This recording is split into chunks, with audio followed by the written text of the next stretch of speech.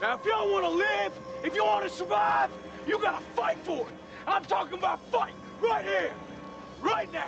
This is a scene from The Walking Dead Season 2, Episode 7, Pretty Much Dead Already, and I find it extremely ironic since it almost perfectly encapsulates the philosophy of The Walking Dead. To elaborate, The Walking Dead is a TV show from 2010 that was once regarded as a critical and commercial success, but in recent years has significantly declined in popularity and critical acclaim, to the point where it's been criticized for its unnaturally long lifespan, and calls have even been made by former fans and viewers for the show to end already. And yet, despite all this, The Walking Dead continues to fight to survive. So, what exactly happened to The Walking Dead? How did a show this popular fall so far? It's a question that almost everyone has asked before, or, well, maybe not everyone, but it's a question that I find has a deceptively complex answer. Most people would tell you that it got boring, but that's not really the case. Instead, I've narrowed down the causes of The Walking Dead's downfall to three main problems: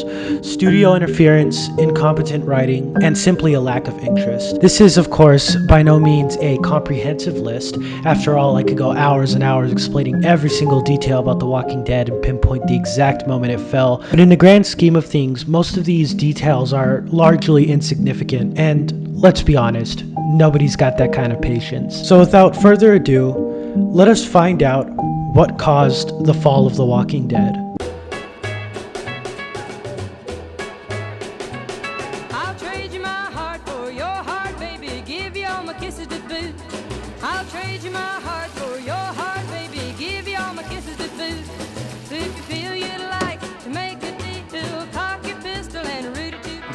Bang, bang, bang. To properly explain the end, however, we must first start with the beginning. The Walking Dead started as the brainchild between comic author Robert Kirkman and director Frank Darabont of Shawshank Redemption fame. Frank had immediately fallen in love with the comic series Robert Kirkman had created, and worked 4 long, hard years to make it into a TV show.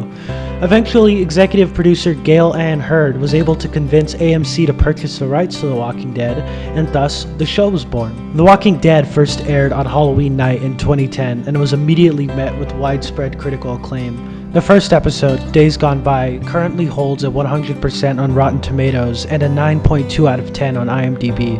It also won an Emmy for prosthetic makeup and an American Cinema Editors Award for Best Edited 1-Hour Series for Commercial Television. And that's not even counting the 5.35 million viewers it got in the first day, setting the bar extremely high for the episodes to come. And boy, did those episodes not disappoint.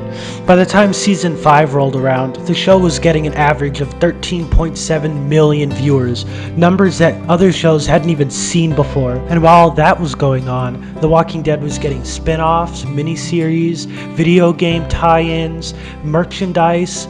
It was safe to say that The Walking Dead had reached a golden age in its lifespan. But soon, that would all come crashing down with the much-hated Season 7. There's some holes in these plots. A lot of holes. That show I used to love. I loved that show for the first few seasons. Yeah. It was a great show for like the first 2 or 3 seasons. I watched it up until Rick, the main guy, left. Oh, I didn't get that far. And well, spoiler alert. Yeah, when they killed Glenn, I was like, I'm done. The day they killed Glenn. That was a bummer. It's the way they did it too. It's Yeah. like, what? And you guys got no respect for your main characters. Smashing Yeah. his head in. And I saw the dude who played Glenn. I saw him out somewhere. I want to say it was out of UFC. It might have been out of UFC in the crowd. He was somewhere in the crowd, but he looked depressed. Oh, like he was bummed out about his character Yes. getting killed that way? I mean, can you imagine if you're on a show and you're one of the big players on the show? I mean, he was one of the main guys. Yeah. And one of the more interesting guys. And he's on this show for 5, 6 years or whatever it was. And then one day they just baseball bat you. This new guy Yeah.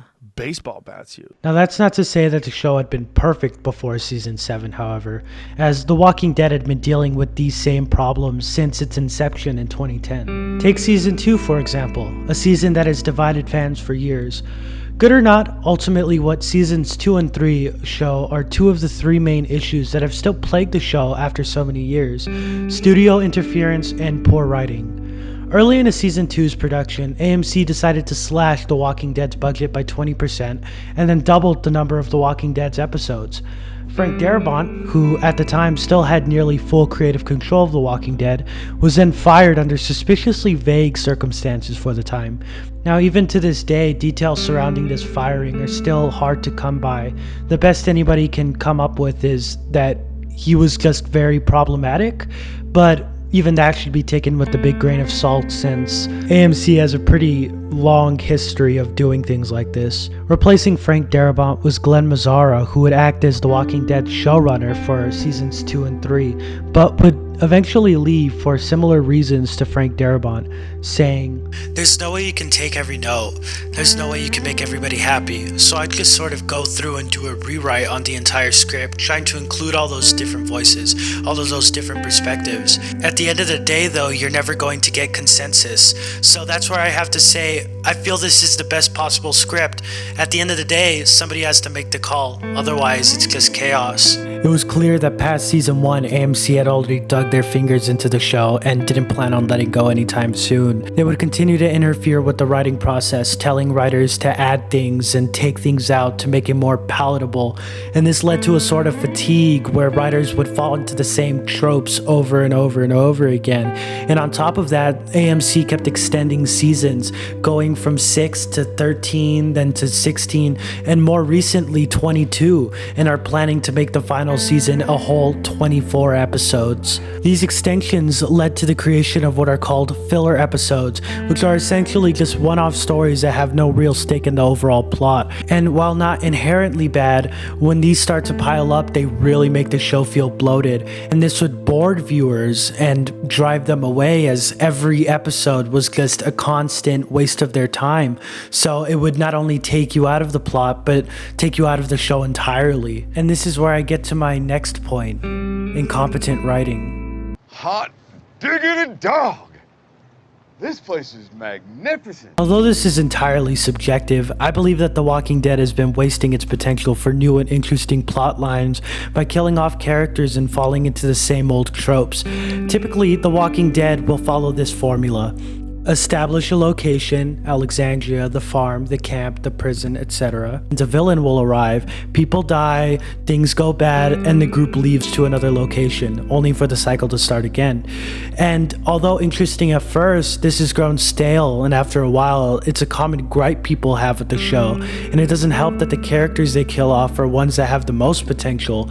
Take Noah, for example, who was being built up to be the new genius of the group. He was going to start helping around with engineering, and he was going to help build up the community, only to die that very same episode. And although usually I wouldn't mind, since we only knew Noah for around less than a season, this time it was especially annoying since he was built up so much, to the point where they even killed off Beth Green, a fan favorite character that had been around since season 2, only to kill off Noah in the most random and unsatisfying way possible. He wasn't even able to do anything of note besides limp around. And this is a common trend with The Walking Dead. They'll build something up and then just drop it. It's extremely annoying, and it kind of bores you and disappoints you as your bitterness grows and grows and pushes you further and further away from the show, which isn't good at all. And this all culminates in season 7, which is widely regarded as one of, if not the worst season of The Walking Dead, and is commonly placed at the bottom of everyone's rankings. And this is mainly because of a melodramatic and overly depressing tone, coupled with a bunch of filler episodes that do little to advance the plot. I mean, Negan, the season's main villain, only shows up in a couple of episodes. Needless to say, Season 7 was the death blow to the show. By the time Season 8's premiere was released, ratings and views had dropped considerably and never really reached the same heights that they did before. I mean, just look at this graph. What this demonstrates is the third problem plaguing The Walking Dead today, which is a growing lack of interest. You are not safe. No matter how many people are around, or how clear the area looks, no matter what anyone says, no matter what you think, you are not safe. It only takes 1 second 1 second, and it's over. Never let your guard down, ever. I want you to promise me. I promise. Okay. This problem is different from the other two in that it only appeared in recent years and is more visibly evident in the show's increasing decline in viewership. To elaborate, The Walking Dead began in an era in which zombie media was reaching its peak in pop culture. There were movies, video games, and even TV show parodies, as well as actual TV shows. Eventually, however, the zombie market became oversaturated, meaning that people grew tired of it and began to stop consuming it, similar to how you get sick after eating a lot of cake. By the time The Walking Dead was reaching the end of its 6th season, this oversaturation was becoming extremely apparent, and by the time season 8 had begun, it had completely taken over. It also didn't help that the previously mentioned incompetent writing had already been driving viewers away for 2 years by that point. Essentially, the new negative stigma around The Walking Dead was the final nail in the coffin that led to The Walking Dead's ultimate downfall. To summarize, AMC caused many of the problems plaguing The Walking Dead today by interfering with the creative process, thus forcing writers to make questionable decisions and disillusion viewers, and an increased distaste towards zombie media made these crippling flaws evident to everyone watching, which is an admittedly small number now after 4 years of hemorrhaging viewers. But does this make The Walking Dead a bad show? No. Like it or not, The Walking Dead is still a relatively good show, and it still has viewership numbers, budget, and a fan base that other shows will never even see in their lifetime. So, at the end of the day, The Walking Dead still has the potential to be a good show, and although they will most likely never reach the same viewership levels as their golden age, they still have a chance to redeem themselves. There have even been indications of this happening, as the most recent episode, Here's Negan, has one of the highest ratings in the show's history, meaning that The Walking Dead is still capable of being good. As long as the show continues to subvert old tropes, write interesting new plot lines, and develop characters, they have a solid chance of returning to the spotlight, but it will be far harder than it was before.